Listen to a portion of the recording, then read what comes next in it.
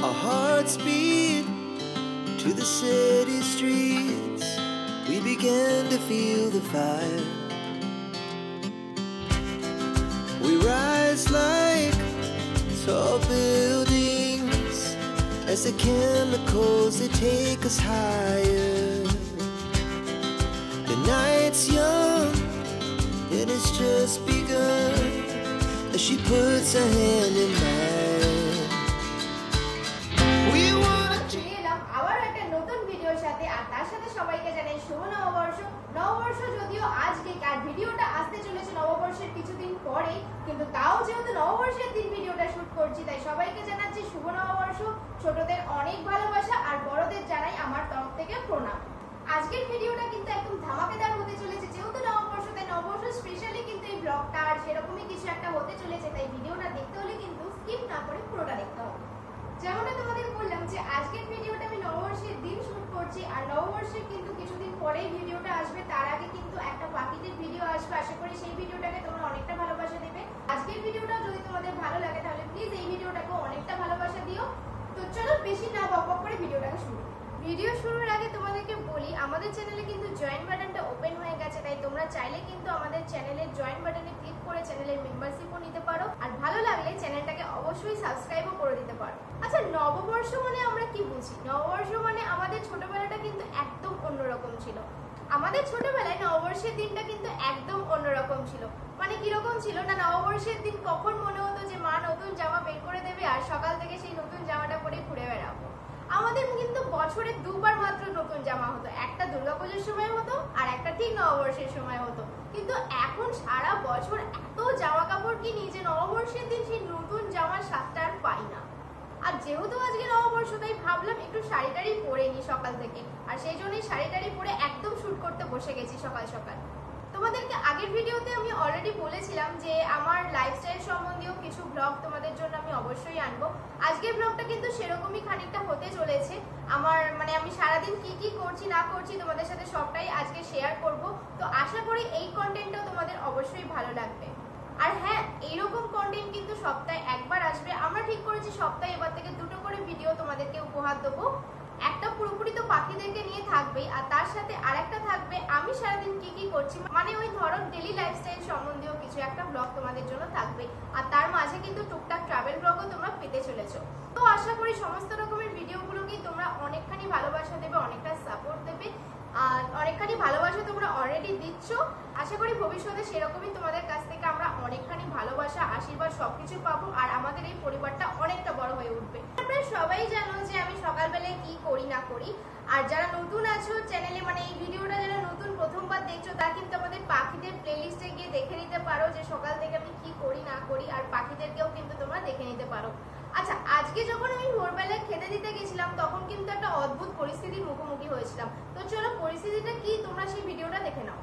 Good morning বন্ধুরা, এখন ঘড়িতে বাজে 6:45, আর এটা কিন্তু গরমকাল। তো গরমকালে এত কুয়াশা কেউ কখনো দেখেছো? আমি কিন্তু দেখিনি। সত্যি কখনো গরমকালে প্রায় 6টা নাগাদ এরকম কুয়াশা কখনো দেখিনি।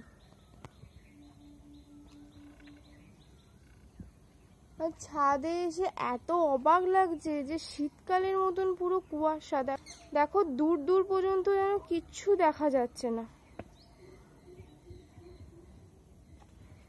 আর ওকে দেখতে পাচ্ছ? এই দেখো বসে আছে গাছের ডালে। আমি রোজকার মতোই আজকে ছাদে খেতে দিতে এসেছিলাম, কিন্তু এসে দেখি এই অবস্থা। এই দিকটা দেখো, মানে এপ্রিল মাসে, তাও আবার মানে 6টা নাগাদ, এরকম কেউ কখনো দেখেছো কিনা আমায় প্লিজ কমেন্ট করে জানিও। মানে আমি তো বুঝতেই পারছি না যে এটা কি হচ্ছে আমাদের চারপাশে। তবে হ্যাঁ, যা হচ্ছে খুবই খারাপ হচ্ছে, এটুকুনি বলতে পারি। এই সব কিছুই প্রায় গ্লোবাল ওয়ার্মিংয়ের জন্যই হচ্ছে, গ্লোবাল ওয়ার্মিংটা বেড়ে যাওয়ার জন্যই হচ্ছে। তো যাই হোক, চলো আগে খেতে দিয়ে নি। আমি প্রতিদিনের মতোই এখানে চাল, বিস্কিট জল সবই দিয়ে দিয়েছি। তো চলো দেখে নাও কে আসছে।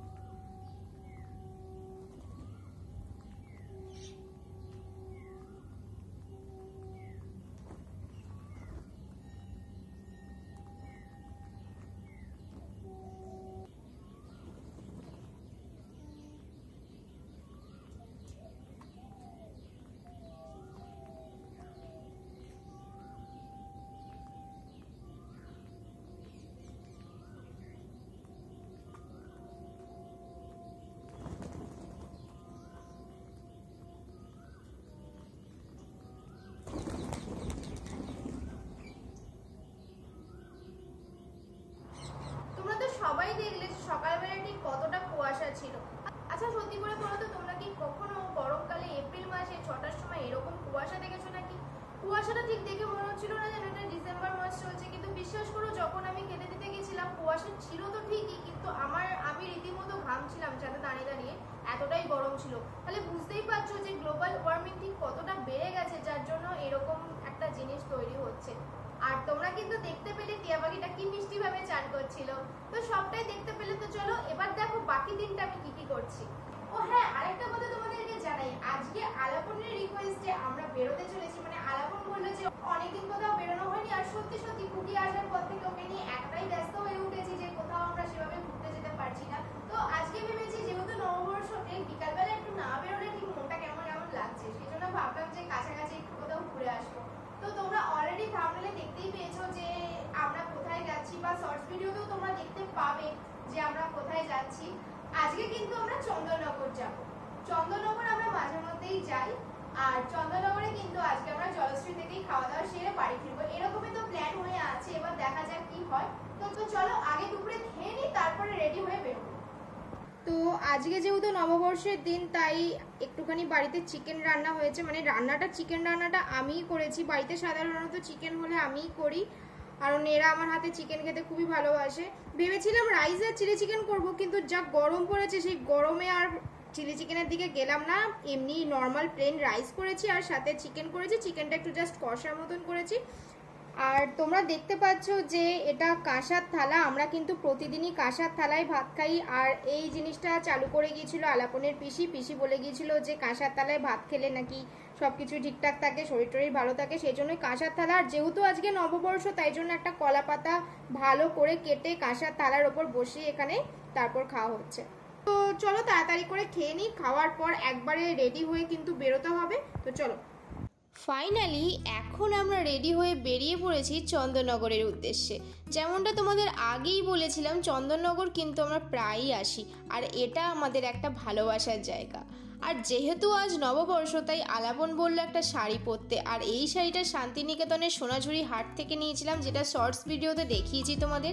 তাই একদমই নতুন ছিল আর আজকের দিনেই প্রথম পরলাম। তাই আলাপনকেও কিন্তু আমি বলেছিলাম মানে ওর জন্য যেটা নিয়েছিলাম সোনাঝুরি হাট থেকে সেই পাঞ্জাবিটাই পরতে।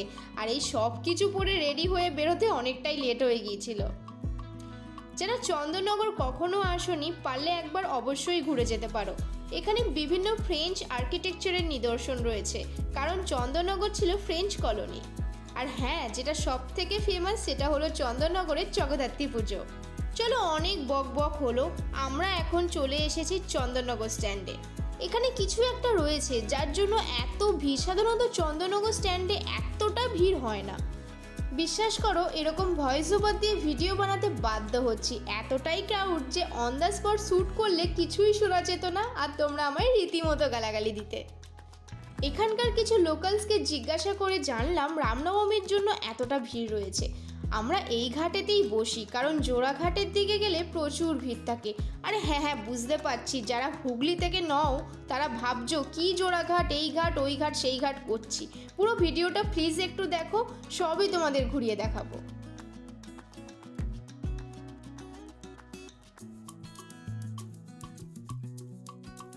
আচ্ছা, এবার আমার সাথে চলো তো, কারণ বাকি স্ট্যান্ডের রোডটাও তো তোমাদের দেখাতে হবে নাকি।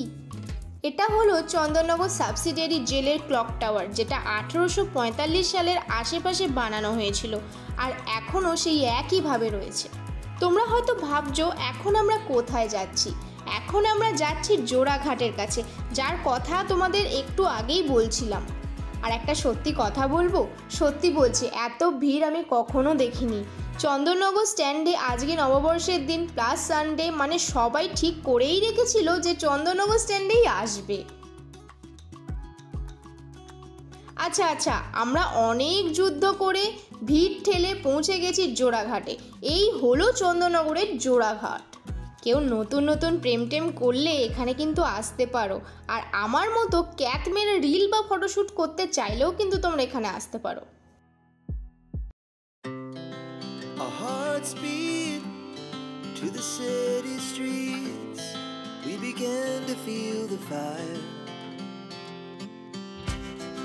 We rise like tall buildings as the chemicals they take us higher. The night's young. সব রিল ফটোশ্যুট কমপ্লিট। এবার দেখিয়ে দিই আমরা এখানে এলে কোথায় বসি।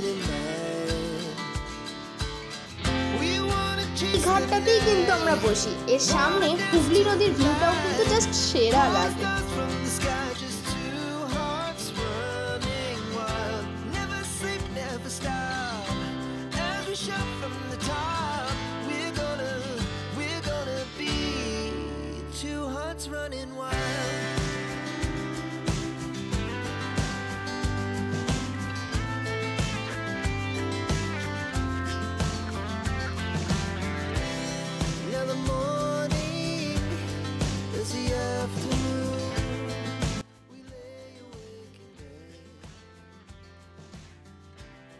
এবার চলো তোমাদের ঘুরিয়ে আনি Chandannagar sacred heart catholic church থেকে। দাঁড়াও, এরই মধ্যে বোর হয়ে গেলে নাকি? এখনও কিন্তু অনেকটাই বাকি আছে। আচ্ছা, চন্দননগরকে কিন্তু সিটি অফ লাইটসও বলা হয়। যারা চন্দননগরের জগদ্ধাত্রী পুজো দেখেছো তারা নিশ্চয়ই জানো যে চন্দননগরকে কেন সিটি অফ লাইটস বলা হয়। চার্চে যাওয়ার আগে এরকম দুপাশে কিন্তু অনেক স্ট্রিট ফুডের স্টল রয়েছে, তবে আজকে আমরা এখান থেকে কিছুই খাবো না, কারণটা আগেই তোমাদের বলেছি।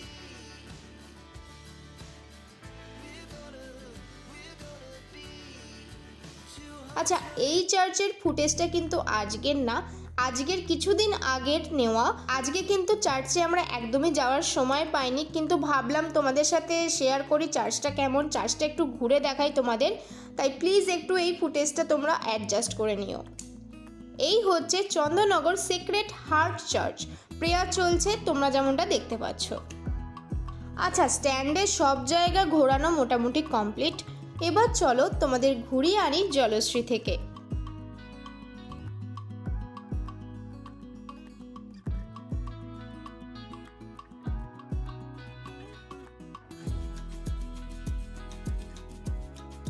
এই হচ্ছে জলশ্রীতে যাওয়ার গেট।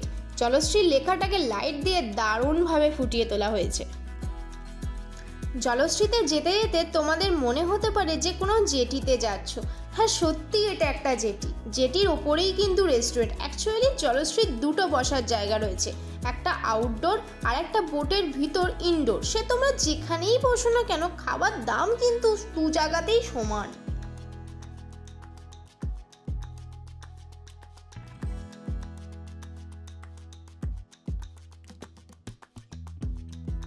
তবে সামার টাইম এলে আমরা বাইরেতেই বসা পছন্দ করি, কারণ হুগলি নদীর সুন্দর পরিবেশটাকে এখান থেকে খুব ভালোভাবে উপভোগ করা যায়।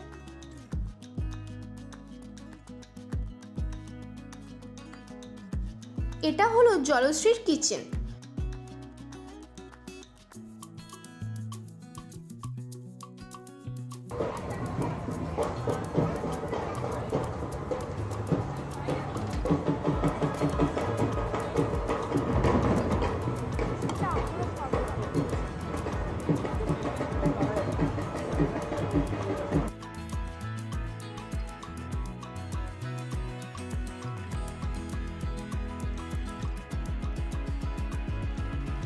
প্রথমেই আমরা অর্ডার করেছিলাম আমপোড়ার শরবত।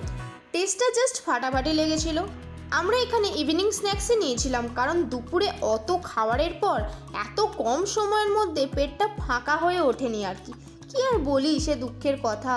তবে আমি বলবো এখানে ডিনারটা সেরে নেওয়াই ভালো, কারণ ইভিনিং স্ন্যাক্সের যা প্রাইস, ডিনার করলেও প্রায় একই বিল হবে। যাই হোক, আমরা অর্ডার করেছিলাম মুচমুচে মুরগির চপ ভাজা। এটা আমাদের খুবই ভালো লেগেছে, সত্যি একটা ইউনিক জিনিস এটা। এখানে এলে অবশ্যই ট্রাই করো। তবে এই আইটেমটা নর্মাল টাইমে নাও পেতে পারো, কারণ ওনারা বললেন এটা নাকি শুধু নববর্ষ স্পেশাল। তো যাই হোক, আমরা খাওয়া দাওয়া শেষ করে বাইরে থেকে একটা টোটো করে নিয়েছিলাম স্টেশনের জন্য। এখানে রামনবমীর জন্য সাজানো কমপ্লিট হয়ে গিয়েছিল আর দারুণ লাগছিল চারিদিকটা। তো চলো, আজ আর বিরক্ত করছি না তোমাদের, ভিডিওটা এখানেই এন্ড করছি। আর সারাদিন কি করলাম সবটাই তো তোমাদের সাথে শেয়ার করলাম। তোমরাও নববর্ষের দিনটা কিভাবে এনজয় করলে কমেন্ট করে জানালে সত্যি খুব খুশি হব। আর আমার এই নতুন রকমের ব্লগটা কেমন লাগলো কমেন্ট করে কিন্তু অবশ্যই জানিও। ভালো লাগলে সাবস্ক্রাইব করে দিও বা জয়েন বাটনে ক্লিক করে চ্যানেলের মেম্বারশিপও নিতে পারো। তো চলো, দেখা হবে আবার পরের ভিডিওতে, ততক্ষণের জন্য টাটা।